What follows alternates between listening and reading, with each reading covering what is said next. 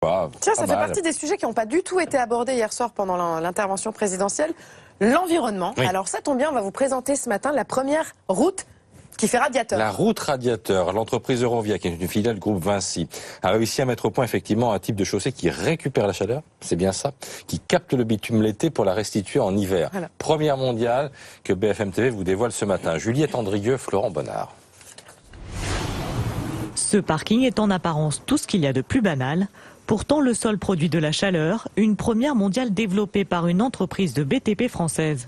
On se sert de la récupération d'énergie qui provient du réseau de chaleur de Pontarlier.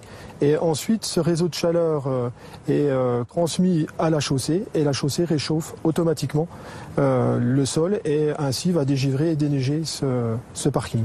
Cette chaleur provient de la combustion des déchets ménagers et circule par une multitude de tuyaux en dessous du bitume. Pontarlier est le laboratoire de cette technologie et le maire de cette ville de montagne n'y voit que des avantages. On a fait un calcul entre ce que vont nous coûter les calories utilisées par le réseau de chaleur et puis ce qu'on va économiser en rotation de chasse-neige ou en salage ou en sablage du parking. On espère, bien entendu, on pourra le dire d'ici 1 ou 2 ans, avoir un retour sur investissement. La ville ne s'en est pas dotée, mais une autre fonction du système existe, un sol qui capte le rayonnement solaire.